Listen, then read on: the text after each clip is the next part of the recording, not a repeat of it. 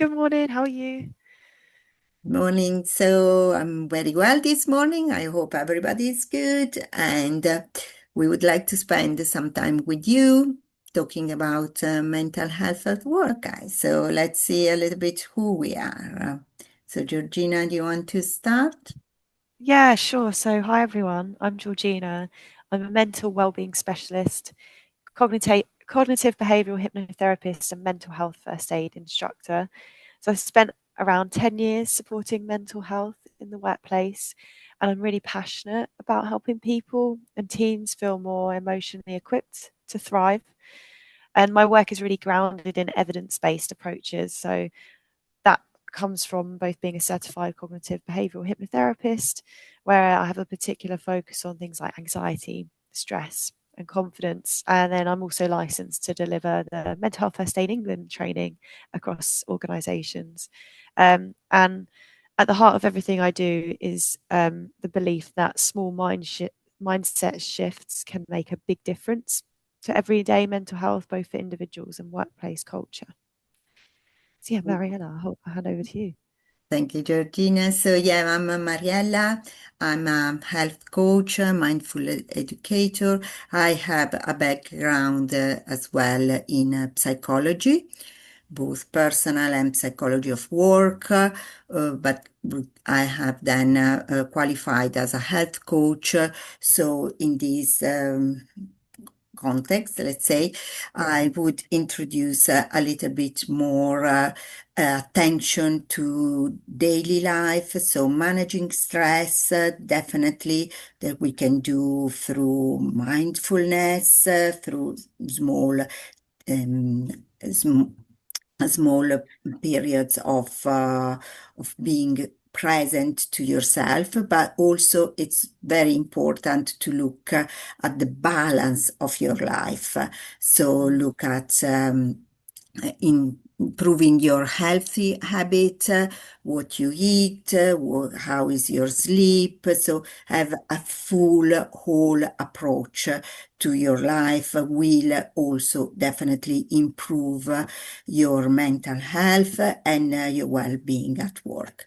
So yes, today we are introducing a little bit the problem of well-being at work, and then in other episodes we'll also give you some tips on how to improve it. So yeah, workspace and mental health trend. It seems that the mental health needs are growing all across the globe, especially in the Western society. We tend to be more and more stressed. We tend to have more and more on our shoulders. In some context, the fact of working from home has helped, but we will see there are other contexts in which it has not helped at all. And especially after COVID, there's been a lot of stress there. And so the well-being is becoming more and more of a challenge. Therefore, the employer started to consider and to understand that it's needed that investing on personal health, mental health for the employee is really needed, and it's an investment which will pay dividends because we'll see there's lots of people that get ill and they stay at home they because they are stressed, because they get to a point where they cannot work anymore. So what seems to be just investing on the employee is indeed an investment on the company itself, on the employer itself, because they will save money in not having people ill from when they are not well. So in a way, it's a win-win because employees will show up more, they will be better, they will be able to work better with their teams and with other customers. Yeah, so just kind of building on that, really, let's start with why this matters. There's some statistics on this slide here, and some of them are really poignant. So 1 in 4 people will experience a mental health issue each year. And that means that in any team, department, or organization, this is something that touches us all, whether that's directly on a personal experience level or indirectly with the people that we work with. And in fact, half of all long-term sick leave is due to stress, depression, or anxiety. That's a huge amount of that absenteeism that you just mentioned. So mental health isn't just a personal issue, it is a business one too. And yeah, that financial impact is huge. That poor mental health costs UK employers up to £56 billion a year, according to Deloitte, which is just a huge amount of money. So supporting workplace mental health and well-being isn't just the right thing to do. It's smart, it's strategic, and it's really essential for a healthy, high-performing workforce. So yeah, let's look a little bit more at what are the main causes of mental health issues at work. So one is isolation and loneliness. As I was mentioning before, the habit of working from home, which started with COVID, has taken a lot of advantages, but also a lot of disadvantages. A lot of people, about 76% of the people working from home, have considered quitting because it's very lonely. You are there all day in front of a computer, you are lacking interaction with other people, and we know that interacting with other people is very important. So if we compare these 76% that want to quit working from home versus the 56% of those working from the office, we can understand that sometimes working from home can create more problems. So it's, as we said, isolation and loneliness. Also, the fact sometimes working from home, but sometimes even in the office, there's nowadays with all the different tools that we have for work. We can, reply emails from the phone. We can connect from wherever we want. There's much less boundary between work life and life, I would call it. So personal life, but what is, I believe, Yeah. the real life. So we need to set these boundaries. And so 71% of employees reported that they work extra hours outside schedules, that there's not a really end or of the day. And this is very difficult to manage. Also, employees sometimes they don't feel supported when they need a break, or they find it very difficult to come back after a break. They take some time off. 56% of the people think that after they've taken a break, they feel better, but they find it very hard to go back to work. Mm. So that's something as well that can be addressed. A lot of people feel overloaded, feel that they don't know how to cope with stress of work, and they might also have financial pressure. So on top of their general stress, they might be under pressure because they need to meet a certain KPI, certain expectation financially, especially people in sales, but not only. So it's quite a big problem with several different aspects. Yeah, what do organizations gain actually when they invest in mental health and well-being? So first, they see lower rates and lower risks of work-related poor mental health, and prevention really is better than a cure. There's sometimes we don't want to wait until it's almost too late and people are having these really serious issues. So being proactive and having these prevention in place is really important. And there's also a clear link to higher employee engagement and satisfaction. When people feel supported, they show up more fully. You know, if you feel supported in your workplace and you're therefore enjoying your job, then you're going to turn up and feel happy in your work, and be more likely to get stuck in and do work, and that helps reduce the hidden costs of absenteeism and presenteeism. So people might still be turning up to work, maybe they're not taking that sick leave, but actually are they that productive? Are they just turning up to work and kind of go going through the motions when actually they're not able to perform at their best? And yeah, boosting that productivity. People do their best work when they feel their best. People are more creative. People will be kind of more invested in working with other people and kind of bringing people together. And beyond the numbers, it really helps create a more open and supportive culture if we're able to support people's well-being in the workplace.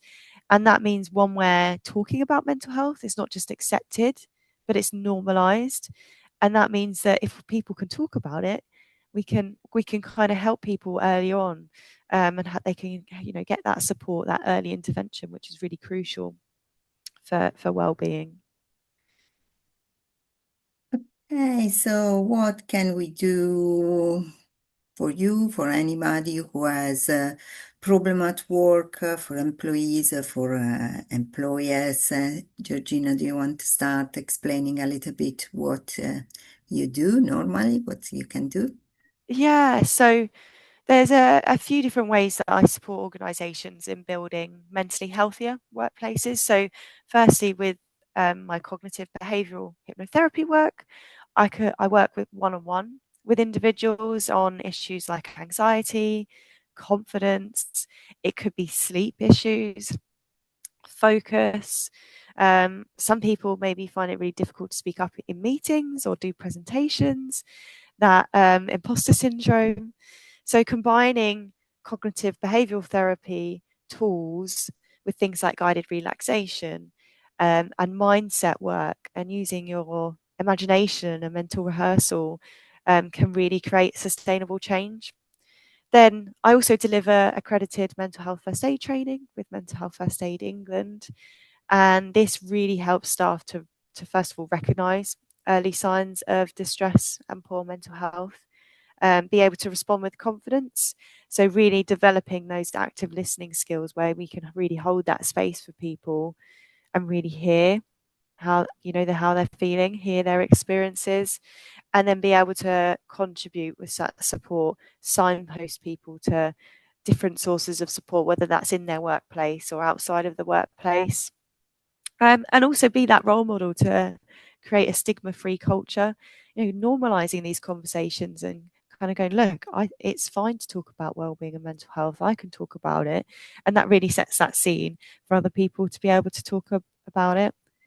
And then finally, I also do workshops and wellbeing sessions. So these are really interactive sessions, on practical tools. So things like maybe using journaling as a helpful coping strategy for focus, for self care, things like mindfulness for emotional regulation, for relaxation. A lot of the time, we're so tense. And we hold it in our bodies and we're really stressed and we don't realize how much of an impact that's having on the way we're thinking and the way we're acting at work. So just learning to kind of relax and having that stress management skill, and understanding how to build a psychologically safe and resilient workplace, especially in hybrid and remote teams. We live in this modern world where we're navigating how to communicate online and how to pick up on different cues from each other and check in with each other, and yeah, that loneliness that you mentioned as well. So how can we become more connected? How can we use some of these tools in this modern world that we work in? Yeah. And how about you, Mariella? Yes, my work is partially complementary to what you do, to what Georgina does. I work a bit on mindfulness and stress reduction as well, but as I was mentioning, I look a bit more at the whole picture. So Mm. I organize sort of lunch and learn in which we talk about healthy eating, about how important it activities to getting movement into your life. And you don't have to go to the gym 2 hours a day. There are very small things that you can do even at the office. And Mm. then, yeah, as you have mentioned, the importance of sleep, sleep hygiene, so some tips on how to sleep better, how to get to know the way we sleep. I also run things like the Wheel of Life, in which we look at different aspects of life and we see how everything needs to be balanced. Otherwise, our wheel doesn't move. So we need to have an approach from really different point of view. So we see how we can very practically say take some breaks, sometimes some stress reduction breaks. You might have heard of the Pomodoro theory, or just sometimes take a small break can go a long way. So I can teach and work together on all these things. My intervention during lunch and learn are really very interactive. We work together, we try things together, we talk together, a bit more in a way down to earth, a bit more than what you do, Georgina, which is important. It's important for mental health, but a bit more indirectly. I also organize full days, which can be used as team working, but also a way of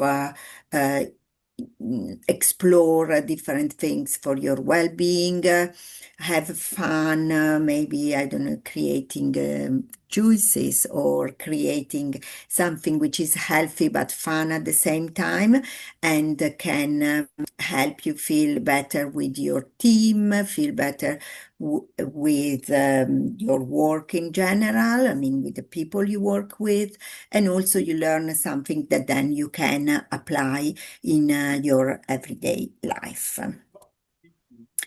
Okay, Nice. so we can give people an appointment to other episodes, but also if anybody wants to contact us, we, they can find us on the various socials. We are everywhere. Yes. We are. We are. Yeah, do reach out and yeah, it's really interesting. There's so much crossover between our work, but the different approaches. I think we could probably talk for quite a long time on a few of those topics, especially sleep, maybe. Yeah, Something I'm really maybe passionate we'll about. organize So another episode on sleep because it's yeah, very, very yeah, important. So maybe also yeah. let us know if you listen to this, let us know in the comments what you would Mm, like to hear from us. What are the yeah, topics which are more important in your work and your personal life? And maybe you would like to have some tips about that. Sleep is definitely an important one, but is there anything else you would like to know? yeah, yeah. It'd be great to know. Do not hesitate to contact us, but also put comments down there in, in the comments. So I'll stop the share a moment. So we'll show our face better, Yeah, and we'll give a appointment to next time. And we hope yeah. to I look see forward. you on our socials. Let us know what you want. Let us know what you like, and I will. Georgina, would you want to say something? And then I'll put back the links and the reference. Yeah. Yeah, yeah, just reach out, and I think that's a really good idea for people to share. Yeah, what do you want? What do you want to hear more about? And we can come back and do some more sessions, and I really look forward to that. Thank you Okay, so much. so let's connect, keep in touch, and we'll do great things together. Thank you. Yes, definitely. Thanks. Bye. Bye. Bye.